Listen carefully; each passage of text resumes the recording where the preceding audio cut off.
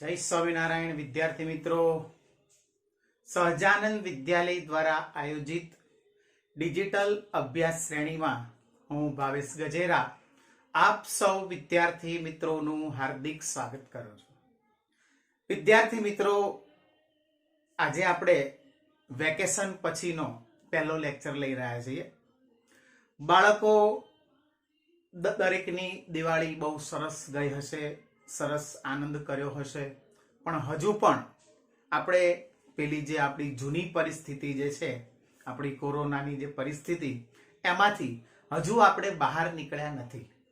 એટલે આપણે આ રીતે જ આપણે ઓનલાઈન અભ્યાસ કરવાનો ચાલુ રાખવાનો છે, બરાબર। તો આપણે આજે શરૂ કરવા જઈ રહ્યા છીએ પ્રકરણ નંબર 10 નો તાસ નંબર 3। બાળકો, તમને યાદ હશે આપણે છેલ્લે પ્રકરણ નંબર 10 ના બે તાસ ભણ્યા, તાસ નંબર 1 અને તાસ નંબર 2। બંને તાસ દરમિયાન આપણે એક જ વસ્તુનો સળંગ અભ્યાસ કર્યો અને એ હતું કે યૌવનારંભ દરમિયાન, તરુણાવસ્થા દરમિયાન છોકરાઓ અને છોકરીઓમાં જોવા મળતા ફેરફારો। એટલે પાઠ્યપુસ્તકના 3 શૈક્ષણિક મુદ્દા આમાં આપણે પૂર્ણ કર્યા, 10.1, 10.2 અને 10.3। હવે शैक्षणिक मुद्दा नंबर 10.4 ની અંદર આપણે જઈ રહ્યા છીએ, પ્રવેશ કરીએ છીએ। ધોરણ 8 નો ચેપ્ટર નંબર 10 નો તાસ નંબર 3, એમાં પાઠ્યપુસ્તકનો શૈક્ષણિક મુદ્દો 10.4 પ્રજનનિક કાર્યોની શરૂઆત કરવામાં અંતઃસ્ત્રાવનો ફાળો। એટલે પ્રજનન માટેના જે કાર્યો થઈ રહ્યા છે એ પ્રજનન માટેના કાર્યોની અંદર અંતઃસ્ત્રાવ શું ફાળો પાઠવે છે। હવે હકીકતમાં અંતઃસ્ત્રાવ શું છે તો એની આપણે અહીંયા સાઈડમાં જોજો તમે કે આપણે થોડીક માહિતી અહીંયા દર્શાવીએ છીએ કે રાસાયણિક બંધારણ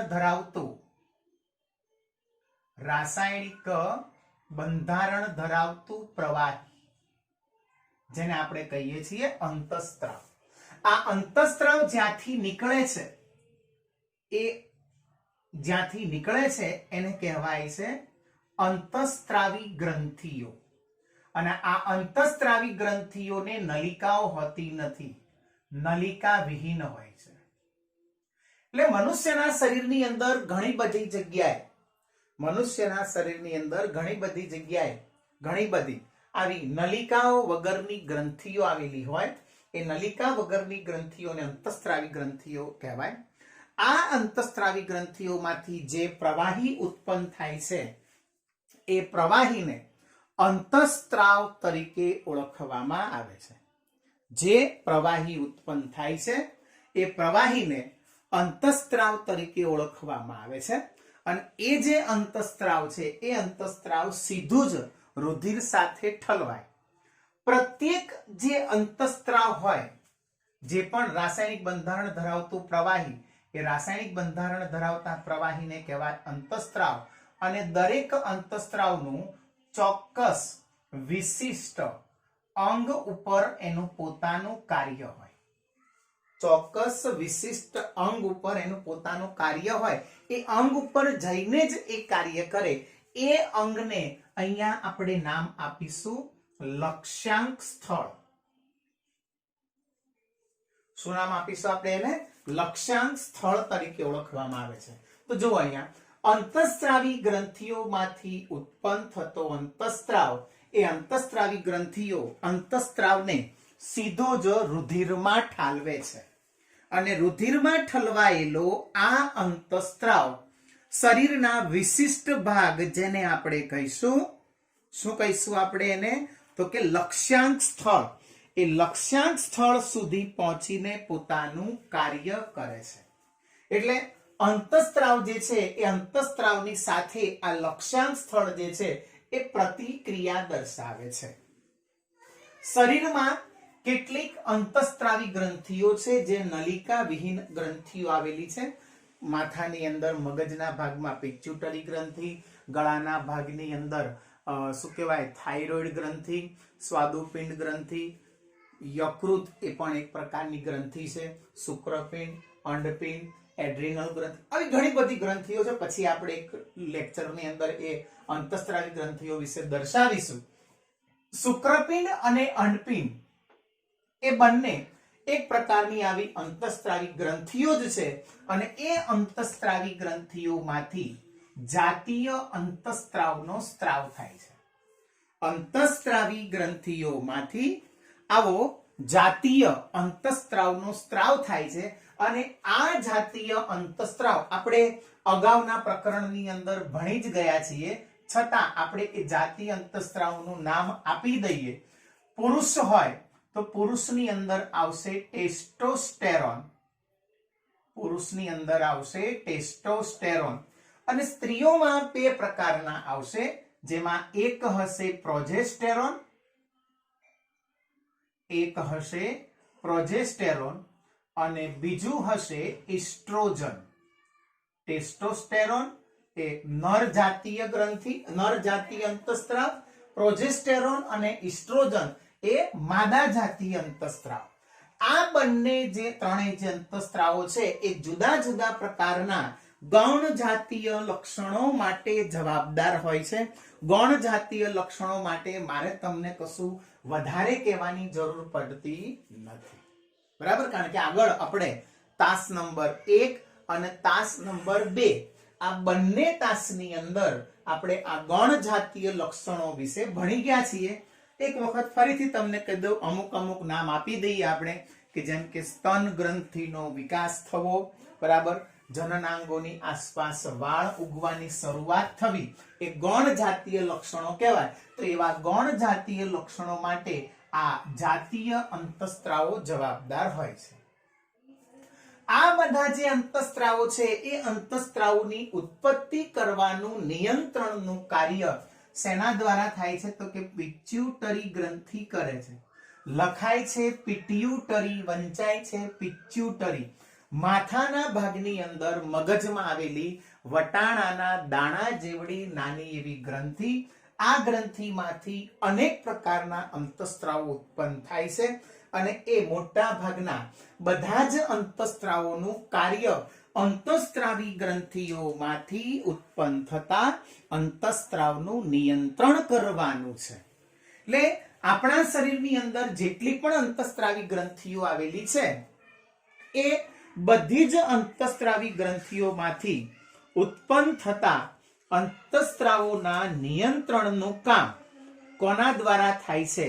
તો અંતઃસ્ત્રાવી ગ્રંથિઓના નિયંત્રણનું કાર્ય એ આ પિટ્યુટરી ગ્રંથિમાંથી ઉત્પન્ન થતો અંતઃસ્ત્રાવ, જેને આપણે એવું કહીએ છીએ RH. શું કહીએ છીએ? RH. RH નો અર્થ થાય છે રિલીઝિંગ હોર્મોન. શું કહેવાય છે? રિલીઝિંગ હોર્મોન તરીકે ઓળખવામાં આવે છે, બરાબર? આ જે રિલીઝિંગ હોર્મોન છે એ રિલીઝિંગ હોર્મોન અંતઃસ્ત્રાવી ગ્રંથિઓમાંથી ઉત્પન્ન થતા અંતઃસ્ત્રાવનું નિયંત્રણ એ પિટ્યુટરી ગ્રંથિમાંથી ઉત્પન્ન થતો આ અંતઃસ્ત્રાવ નિયંત્રણ કરે છે. અંતઃસ્ત્રાવની મદદથી, એટલે કે જે જાતીય અંતઃસ્ત્રાવ છે આ ત્રણ પ્રકારના, નર જાતીય અંતઃસ્ત્રાવ અને આ બે માદા જાતીય અંતઃસ્ત્રાવ, આ ત્રણેય અંતઃસ્ત્રાવો વડે શુક્રકોષ અને અંડકોષના પરિપક્વનનું નિયંત્રણ થાય છે, બરાબર? હવે આપણે એવું કહીએ કે જ્યારે પણ આ અંતઃસ્ત્રાવ ઉત્પન્ન થવાની શરૂઆત થાય એટલે આપણે એવું કહીએ કે યૌવનારંભની શરૂઆત થઈ, એટલે પ્રજનન અવધિનો પ્રારંભ થયો. આપણે એવું કીધું હતું ને શરૂઆતમાં કે જે ઉંમરે પ્રજનન કરવા માટે સક્ષમ બને એને આપણે કહીએ યૌવનારંભ. એટલે યૌવનારંભની શરૂઆત થાય એટલે પ્રજનન અવધિની શરૂઆત થઈ. તો આ પ્રજનન અવધિ અનિયંત્રિત હોય છે કે એની કેટલીક મર્યાદાઓ છે? પ્રજનન અવધિ જે છે એ પ્રજનન કરવાની ક્ષમતા એ એકવાર શરૂ થયા પછી જીવન પર્યંત ચાલ્યા જ કરે છે કે પછી અમુક સમય પછી બંધ થાય છે, જેને આપણે કહીશું પ્રજનન કાળની અવધિ. આપણો ટોપિક છે 10.5 પ્રજનન કાળની અવધિ. હવે તરુણોની અંદર એટલે કે છોકરાઓ અને છોકરીઓમાં શુક્રપિંડ અને અંડપિંડ જન્યુઓ ઉત્પન્ન થવાની શરૂઆત થાય એટલે પ્રજનન યોગ્ય થયા એમ કહેવાય. આ જન્યુની ઉત્પાદન કરવાની જે ક્ષમતા છે, જન્યુઓ એટલે કે શુક્રકોષ અને અંડકોષ એ ઉત્પન્ન કરવાની જે ક્ષમતા છે, એ ક્ષમતા પુરુષોમાં સ્ત્રીઓની સરખામણીએ વધુ હોય. એટલે પુરુષોમાં લાંબા સમય સુધી ચાલે છે, જ્યારે સ્ત્રીઓમાં અમુક સમય સુધી મર્યાદિત હોય છે. એટલે અહીંયા આપણે એક નાનો એવો ટૂંકો પ્રશ્ન, ટૂંક નોંધ જેવું થાય કે આ જે ટૂંક નોંધ છે એ ટૂંક નોંધની અંદર આપણે એવું શીખવાનું છે કે પુરુષોની અંદર જે પ્રજનન અવધિ છે એ તો ઠીક છે કે આપણે સમજ્યા કે ભાઈ લાંબા ગાળા સુધી ચાલે છે, પણ સ્ત્રીઓની અંદર જે ટૂંક સમય છે એ સમય શું છે? તો અહીંયા આપણે એક ટૂંક નોંધ આવે છે, માસિક સ્ત્રાવ અથવા ઋતુસ્ત્રાવ. શું કીધું બાળકો તમને? માસિક સ્ત્રાવ અથવા ઋતુસ્ત્રાવ. હવે આ માસિક સ્ત્રાવ અને ઋતુસ્ત્રાવ જે છે એ શેમાં જોવા મળે છે? તો કે સ્ત્રીઓમાં, છોકરીઓમાં. છોકરીઓની અંદર પ્રજનન અવસ્થાનો પ્રારંભ યૌવનારંભથી થાય. યૌવનારંભથી થાય એટલે આપણે શું કરીએ? ઉંમરની વાત કરીએ તો કેટલો સમય? તો કે 10 થી 12 વર્ષની ઉંમર. 10 થી 12 વર્ષની ઉંમરથી યૌવનારંભ શરૂઆત થાય અને 45 થી 50 વર્ષની ઉંમર સુધી ચાલે છે. સમજો, પ્રજનન અવસ્થા એટલે કે પ્રજનન કરવાની ક્ષમતા યૌવનારંભથી શરૂ થાય છે. યૌવનારંભથી શરૂ થાય એટલે આપણે કહીએ 10 થી 12 વર્ષથી શરૂ થાય છે અને 45 થી 50 વર્ષની ઉંમર સુધી ચાલે છે. 45 થી 50 વર્ષની ઉંમર સુધી ચાલે. યૌવનારંભ દરમિયાન અંડકોષો પરિપક્વ થવાની અહીંયા સુધી અંડપિંડ પરિપક્વ હોતું નથી. આ સમય આવે પછી અંડકોષો પરિપક્વ થવાની શરૂઆત થાય છે. એટલે અંડપિંડમાંથી એક અંડકોષ પરિપક્વ બને છે અને 28 થી 30 દિવસના અંતરાલે એક અંડપિંડમાંથી એક અંડકોષ ઉત્પન્ન થાય છે. શું કીધું? યૌવનારંભ થાય એટલે અંડકોષ પરિપક્વ બને. એ અંડકોષ પરિપક્વ બને એટલે અંડપિંડમાંથી એક અંડકોષ મુક્ત થાય 28 થી 30 દિવસના અંતરાલે. એટલે દર 28 થી 30 દિવસે એક અંડપિંડમાંથી એક અંડપુટિકા પરિપક્વ બને અને એમાંથી એક અંડકોષ મુક્ત થાય. આ અંડકોષ મુક્ત થવાની ક્રિયાને કહેવાય અંડકોષપાત. અંડકોષ મુક્ત થવાની ક્રિયાને કહેવાય અંડકોષપાત તરીકે ઓળખવામાં આવે છે. હવે જે સમયે અંડકોષપાત થાય એ સમયે ગર્ભાશયની દિવાલ જે છે એ જાડી બને અને એ જાડી બને એટલે મુક્ત થયેલા અંડકોષમાંથી યુગ્મનજ બને અને એ યુગ્મનજ ગ્રહણ કરી શકે અને ફળ સ્વરૂપે ગર્ભ ધારણ થઈ શકે. એટલે ટૂંકમાં આ જે ક્રિયા છે, કઈ? અંડકોષપાત થવાની ક્રિયા અને એ સમય દરમિયાન આ ગર્ભાશયની દિવાલ જાડી બનવાની ક્રિયા છે, એ આપણે એવું કહીએ કે ગર્ભ ધારણ કરવા માટેની એ શું છે? તો કે પૂર્વ તૈયારી છે. ગર્ભ ધારણ કરવા માટેની એ પૂર્વ તૈયારી છે. એ ગર્ભ ધારણ માટેની પૂર્વ તૈયારી સ્વરૂપે દિવાલ જાડી બને છે એટલે એ યુગ્મનજ ગ્રહણ કરી શકે અને યુગ્મનજ ગ્રહણ થાય એટલે એના ફળ સ્વરૂપે ગર્ભ ધારણ થાય. પણ આવું ક્યારે થશે? અંડકોષ મુક્ત થયા પછી એનું ફલન થાય તો યુગ્મનજ બને. યુગ્મનજ બને તો યુગ્મનજ ગ્રહણ કરે અને ગ્રહણ થાય તો ગર્ભ ધારણ થાય. આ એક શક્યતા છે અંડકોષનું ફલન થાય તો. પણ જો અંડકોષનું ફલન ન થાય તો એ ફલિત થયા વગરનો અંડકોષ ગર્ભાશયની અંદર આવે એટલે ગર્ભાશયની અંદર ગર્ભાશયનું જાડું સ્તર, એ અંડકોષ અને રુધિર વાહિનીઓ આ બધું તૂટી જાય. જે જાડું સ્તર બન્યું છે એ જાડું સ્તર તૂટે છે અને તૂટી ગયેલું એ જાડું સ્તર રુધિર વાહિનીઓ તૂટવાની સાથે સ્ત્રીઓની અંદર રક્તસ્રાવ સ્વરૂપે બહાર આવે. આ રક્તસ્રાવ સ્વરૂપે જે બહાર આવે છે એને કહેવાય ઋતુસ્રાવ અથવા રજોસ્રાવ, જેને આપણે માસિક સ્ત્રાવ પણ કહીએ છીએ. શું કહેવાય એને? માસિક સ્ત્રાવ પણ કહીએ છીએ. બરાબર. રક્તસ્રાવ શરૂ થયા પછી આ જે સ્ત્રાવ શરૂ થયો એ 3 થી 5 દિવસ સુધી ચાલે છે. કેટલા દિવસ સુધી? 3 થી 5 દિવસ સુધી ચાલે છે. એ પતે એટલે ફરી પાછી આ ક્રિયા શરૂ થાય છે. મતલબ કે અંડપિંડ પરિપક્વ બને, એમાંથી એક અંડકોષ મુક્ત થાય, ફરી પાછી ગર્ભાશયની દિવાલ જાડી બને. એટલે આ દર 28 થી 30 દિવસે આ ચક્ર ચાલે છે. માટે આપણે એને નામ આપીએ છીએ માસિક ચક્ર, મેન્સ્ટ્રુએશન સાયકલ MC એવું એના તરીકે એને ઓળખવામાં આવે છે. એટલે અહીંયા લખ્યું છે આપણે જુઓ, ઋતુસ્રાવ દર 28 થી 30 દિવસે એકવાર થાય ત્યારે 3 થી 5 દિવસ સુધી ચાલે. પ્રથમ ઋતુસ્રાવ એ યૌવનારંભની શરૂઆત કહેવાય. પ્રથમ ઋતુસ્રાવ જ્યારે સ્ત્રીઓમાં થાય ત્યારે એ પ્રથમ ઋતુસ્રાવને યૌવનારંભની શરૂઆત કહેવાય. આ યૌવનારંભની શરૂઆતને અહીંયા આપણે નામ આપીએ છીએ રજોદર્શન.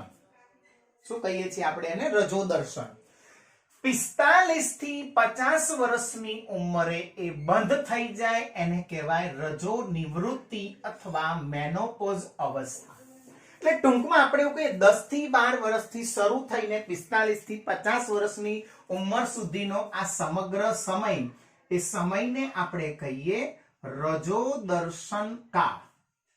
શું કહેવાય? રજોદર્શન કાળ. ક્યાંથી કીધું? 10 થી 12 વર્ષની ઉંમરથી શરૂ થઈને 45 થી 50 વર્ષની ઉંમર સુધી. યૌવનારંભ દરમિયાન આ શરૂઆતમાં માસિક સ્ત્રાવની જે ક્રિયા છે એ અનિયમિત હોય. એટલે 28 થી 30 દિવસની બદલે 35 દિવસ, 40 દિવસ, 45 દિવસ આવી લાંબી પ્રક્રિયા હોય. પણ પછી ધીમે ધીમે જેમ જેમ અંતઃસ્ત્રાવના નિયંત્રણની હેઠળ આવતું જાય તેમ તેમ એ જે ક્રિયા છે એ ક્રિયા નિયમિત બનતી જાય છે. બરાબર. અહીંયા આજે અંતઃસ્ત્રાવની ક્રિયા છે એ આ જે ઋતુસ્ત્રાવની ક્રિયા છે એનું નિયંત્રણ અંતઃસ્ત્રાવ દ્વારા થાય છે. એનું નિયંત્રણ અંતઃસ્ત્રાવ કરે છે. ટૂંકમાં આ ચક્ર જે માસિક ચક્ર, ઋતુચક્ર છે એ ઋતુચક્ર દરમિયાન જોવા મળતી ઘટનાઓની અંદર શું હોય?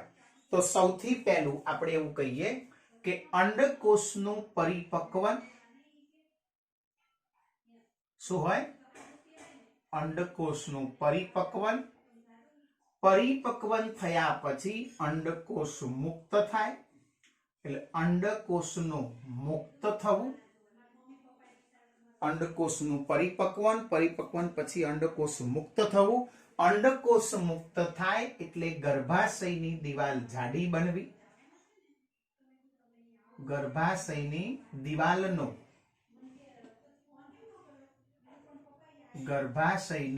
દિવાલનું જાડું થવું. ગર્ભાશયની દિવાલનું જાડું થવું પછી ફલન ન થાય તો અંડકોષનું ફલન ન થાય તો ગર્ભાશયની દિવાલનું તૂટવું. ગર્ભાશયની દિવાલનું તૂટવું. એટલે ઋતુસ્ત્રાવ, માસિક સ્ત્રાવ જે પ્રક્રિયા છે, આ માસિક સ્ત્રાવની પ્રક્રિયાની અંદર આ ક્રિયા ફલન થાય. અહીંયા આ ક્રિયા દરમિયાન ગર્ભાશયની દિવાલનું જાડું થવું જો ફલન થાય તો પછી એ જે યુગ્મનજ હોય એ યુગ્મનજનું શું થાય? કોષ વિભાજન થાય અને વિભાજન થયા પછી ગર્ભધારણ થવાની ક્રિયા થાય. બરાબર? એટલે ટૂંકમાં આપણે એવું કહીશું કે ઋતુસ્રાવ થાય તો ઉપરની ઘટના ન થાય, ઋતુચક્ર શરૂઆત ચાલે તો આ પ્રમાણે, નથી થતું એટલે ફલન થઈ જાય છે તો આ પ્રમાણે. બરાબર? તો બાળકો, આજના આ તાસ દરમિયાન આપણે બે વસ્તુનો અભ્યાસ કર્યો. પ્રજનનિક કાર્યોની શરૂઆતમાં અંતઃસ્ત્રાવ કયા પ્રકારનો ફાળો કરે છે, એમાં અંતઃસ્ત્રાવ શું છે એના વિશેની વાત કરી, અને બીજું પ્રજનન કાળની અવધિ જેમાં આપણે વાત કરી માસિક સ્ત્રાવ, ઋતુસ્ત્રાવ. બરાબર? તો વિદ્યાર્થીઓ, નવો વિડીયો અપલોડ થાય ત્યાં સુધી સૌ વિદ્યાર્થી મિત્રોને જય સ્વામિનારાયણ.